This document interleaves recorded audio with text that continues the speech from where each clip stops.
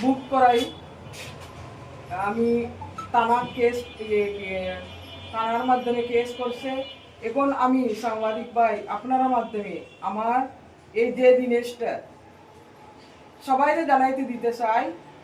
আমার সব ছেলে আমার হাজব্যান্ড মিল্লা আমার 2-3 দিনের আগে আমার জায়গার মধ্যে আমি গেছি।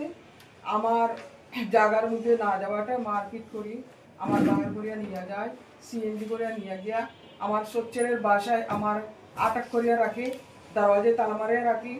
এর আগে বাড়ে আমার যত নির্যাতন করে আমার স্বামী আর আমার সব ছেলে আমার প্রাণের হুমকি দেয়, আমার মারিয়া ফেলাইব জায়গা না দিলে। আমার হাজব্যান্ড আমার ছেলে মিলিয়া আমি এখন আমার খুবই নিরাপদ নাই, চলার মতো কিছু আমার কাছে নাই।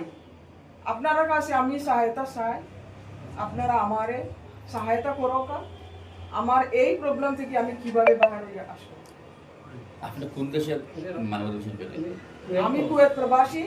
আমার হাজব্যান্ড আসিল, আমার হাজব্যান্ডের সাথে আমার বিবাহ হয়ে আমি 90-তে আমি বাংলাদেশে আইছি, নাগরিক পাইছে, সব কিছু পাইছে।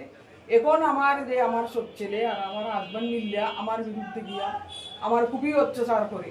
আমার হাজব্যান্ড আমারে তার গ্রামের বাড়ি নিয়ে গিয়ে আমার অত্যাচার করছে। কিন্তু এ ধরনের অত্যাচার রিক্সাওয়ালা তার বউরের সাথে করে না, যেরকম আমার হাজব্যান্ড আমার করছে।